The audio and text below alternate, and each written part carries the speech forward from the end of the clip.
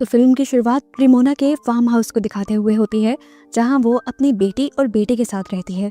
रेमोना इस टाइम एक वीडियो देख रही थी, जिससे हमें पता चलता है कि रेमोना और उसके हस्बैंड ने बहुत प्यार से ही ये फार्म हाउस बनाया था और इसकी एक एक चीज को मैनेज किया था। रेमोना ये वीडियो देखकर दुखी थी, क्योंकि उसके हस्बैंड की डेथ हो गई थी एक एक्सीडेंट में, जिस एक्सीडेंट में रेमोना की भी टांगे चली गई थी। इस एक्सीडेंट ने रेमोना को मेंटली भी बिल्कुल तोड़ के रख दिया था, यहाँ तक कि वो अब अपने घर और बच्चों पे भी सही से ध्यान नहीं दे पा रही थी, जिसकी वजह से उसके घर के हालात काफी खराब हो चुके थे। यहाँ तक कि घर का सारा छोटा बड़ा काम टेलर करता था। इसके बावजूद भी रेमोना का बिहेवियर इन लोगों के साथ सख्त रहता था। रेमोना रोज उठते ही बस एक चीज कहती है, गिव मी स्ट्रेंथ। जब वो कमरे से बाहर आती है तो देखती है कि टेलर ने ज्यादातर काम तो कर लिया था, लेकिन घर की बहुत सारी चीजें खत्म हो गई थी।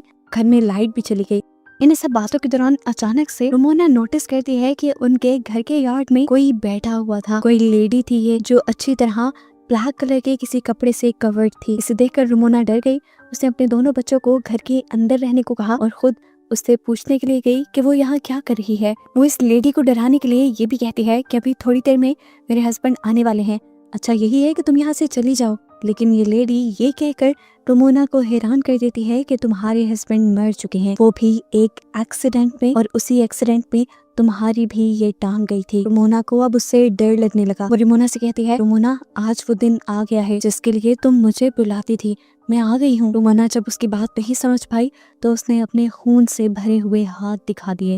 रेमोना अब तेजी से डर कर अपनी कार की तरफ बढ़ती है, ताकि वो अपनी कार को ऑन करके एटलीस्ट अपने फोन को चार्ज करे और यहाँ पर पुलिस बुला सके। लेकिन अब कार भी स्टार्ट नहीं हो रही थी। डरते हुए रेमोना घर के अंदर आ जाती है तो बच्चे उससे ब्लैक ड्रेस वाली लेडी के बारे में पूछने लगते हैं। वो बच्चों को कुछ भी बताने के बजाय उन्हें डांट कर चुप करवा देती है। बच्चों के सवाल जब खत्म नहीं होते तो रेमोना का गुस्सा एक हद से ज्यादा बढ़ जाता है। वो चीजों को तोड़ने लग जाती है और अपने बच्चों पर भी शाउट करती है, जिसके बाद खड़े होकर वो घर के सभी खिड़कियां दरवाजे लॉक कर देती है। इसके बाद जब वो बैठती है तो उसे अपने टांग के जख्म में दर्द फील होता है। वो देखती है कि वहाँ एक स्टिच निकला हुआ था। रेमोना नोटिस करती है कि वो औरत थोड़ा सा इनके घर के करीब हो गई है। ये देखते हुए वो सोचती है कि वो अपने डॉग चार्ली को घर के अंदर ले आए, लेकिन जब वो बाहर गई तो उसने देखा कि उनका डॉग भी वहाँ नहीं था।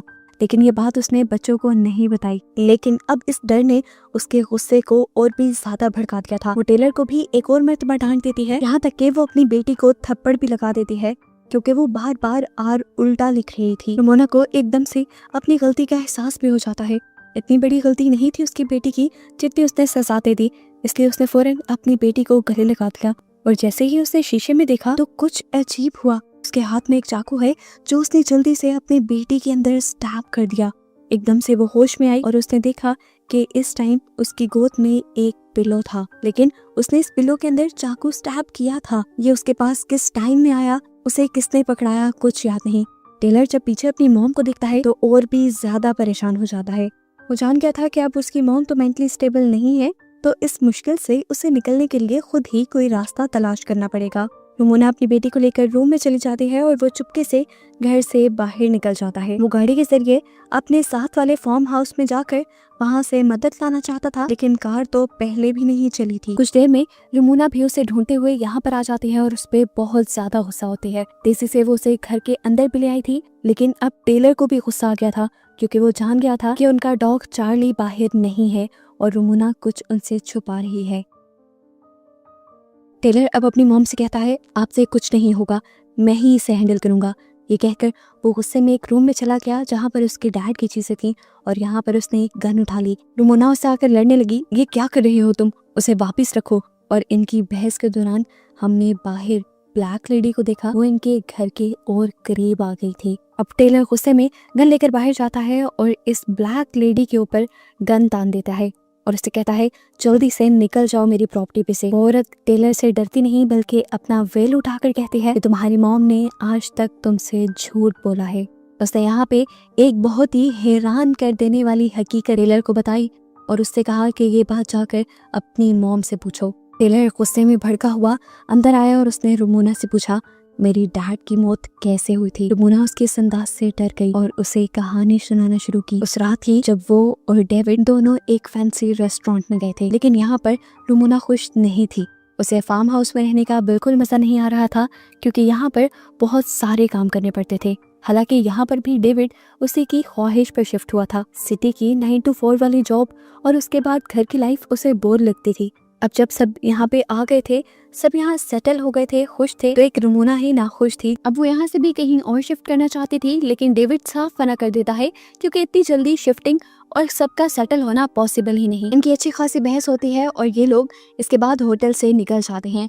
दिखाया जाता है कि डेविड नहीं बल्कि उस रात रुमोना ही कार ड्राइव कर रही थी। उसे अपने पीछे इसी ब्लैक लेडी का शैडो दिखाई दिया उस रात, जिसकी वजह से उसका ध्यान भटक गया और उनका एक्सीडेंट हो गया। हालांकि उसने तो बच्चों को ये झूठ बोल रखा था कि उस रात गाड़ी डेविड ड्राइव कर रहा था और उसी की वजह से एक्सीडेंट हुआ। टेलर ये हकीकत जानकर बहुत ज्यादा दुखी हो जाता है, टूट जाता है।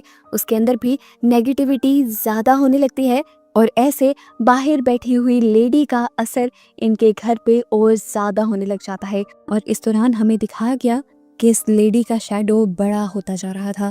इस औरत के शैडो से बचने के लिए ये सब लोग एटिक में चले जाते हैं, लेकिन एटिक में भी वो ब्लैक लेडी अपने शैडो के जरिए रुमोना की छोटी बेटी को अपनी तरफ खींच लेती है। ये लोग उसे पकड़ते भी हैं, लेकिन वो लड़की तेजी से खींची जा रही थी। तब टेलर जल्दी से जाकर उस विंडो को ही ढक देता है, जिसके जरिए वो ब्लैक लेडी रुमोना की बेटी को कंट्रोल कर रही थी। और विंडो को कवर करने के बाद उसकी बहन छूट जाती है, लेकिन इसके बाद भी वो एंटिटी खामोश नहीं बैठी थी। वो इनके घर की लाइट्स फ्लिकर करके इनके घर की चीजों को गिराकर इन्हें डराती है और फिर रुमोना पर हावी हो जाती है, उसे पोसेस कर लेती है। हावी होते हुए ऐसा सीन दिखाया जाता है जैसे रुमोना और ये एंटिटी एक साथ मिल गए हैं। वो एंटिटी अब रुमोना की बेटी को गले लगाती है और वो भी गायब हो जाती है। टेलर अपनी आंखों से देखता रहा और कंफ्यूज हो गया। वो अकेला ही यहाँ खड़ा रह गया था। उसकी मॉम और बहन को इस एंटिटी ने एकदम से गायब कर दिया था। तभी अचानक पीछे से रुमोना अपना लाइटर लिया है यहाँ पर। अब रुमोना और टेलर दोनों मिलकर रुमोना की बेटी को ढूंढने लग जाते हैं और ऐसा करते हुए रुमोना एक ऐसे कमरे में चली जाती है जो कमरा उसे उसका पास दिखा रहा था, जिसमें उसे डेविड भी नजर आया। डेविड काफी खुश नजर आ रहा था और वो रुमोना से कहता है, देखो तुम्हारे पसंद के फूल भी यार्ड में खिल गए। रुमोना अब उसके करीब चली जाती है। एकदम से सीन बदलता है और हम देखते हैं कि डेविड ने उसे मारना शुरू कर दिया। वो उसका गला दबा रहा था और अगले ही पल रुमोना ने अपने आप को ब्लैक ड्रेस में यार्ड में बैठा हुआ देखा, बिल्कुल उस एंटिटी की तरह जो अभी इनके घर के बाहर थी।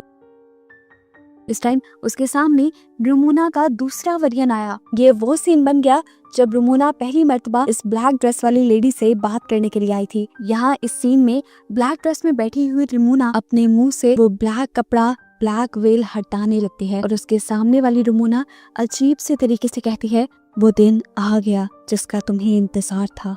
सीन अब यहाँ से कट होता है और रुमोना दोबारा अपने आप को एटिक में देखती है जहाँ उसके दोनों बच्चे मौजूद थे। ये लोग वापस नीचे उतरते हैं तो उसके सामने वो ब्लैक ड्रेस वाली लेडी आ जाती है, जिसे देखकर रुमोना डर जाती है और उसके ऊपर गन तान देते हैं। तो ये लेडी कहती है, मैं खुद से यहाँ नहीं आई, तुमने मुझे बुलाया है। हर सुबह तुम उठ के कहती थी, गिव मी द स्ट्रेंथ। तुम अपने आप को अपनी जिंदगी को खत्म करने के लिए ताकत मांगती थी और अब मैं तुम्हारे पास आ गई हूँ। यहाँ पर रुमोना अब इस लेडी के साथ अकेली रह जाती है। लेडी अब रुमोना को भड़काती है अपने आप को खत्म करने के लिए। वो उसकी गर्दन के ठीक नीचे बंदूक रख देती है और उसे चलाने को फोर्स करने लग जाती है। और अगले सीन में हम रुमोना को सही सलामत उसी रूम से बाहर निकलता हुआ देखते हैं। बच्चे पूछते हैं कि वो औरत कहाँ गई। रुमोना कहती है कि अब वो औरत यहाँ पर नहीं आएगी, मैंने उसे भगा दिया है और मैंने अपने अंदर इतनी हिम्मत पैदा कर भी ली है कि अगर वो अगली मर्तबा यहाँ आ भी गई तो मैं उससे लड़ पाऊंगी। ये लोग अब दोबारा घर के अंदर जाने के लिए बढ़ जाते हैं और इसी टाइम पे इनके घर की लाइट भी आ जाती है और इनका गुमा हुआ डॉग भी वापस आ जाता है। घर के अंदर जाने पर हमें एक पेंटिंग दिखाई जाती है जो रुमोना ने खुद पेंट की थी और इसी के अंदर वो डार्क लेडी भी थी जिसे हम पूरी मूवी में देखते आए हैं। असल में वो डार्क लेडी रुमोना के डार्क थॉट्स थे, उसकी गलत सोचें थी। उसने अपने अंदर की नेगेटिविटी को इतना बढ़ा लिया था कि उसकी नेगेटिविटी ने एक फिजिकल शक्ल ले ली, एक एंटिटी के रूप में उसके और उसकी फैमिली के सामने आ गई। आखिर में जब रुमोना उस कमरे से बाहर निकली तो असल में वो अपनी गलत सोचों से, अपनी नेगेटिविटी से बाहर निकल आई थी, जिसकी वजह से वो एंटिटी भी खत्म हो गई और ये लोग भी सेटल हो गए। और बस इन्हीं को दिखाते हुए ये कहानी यहाँ खत्म हो जाती है।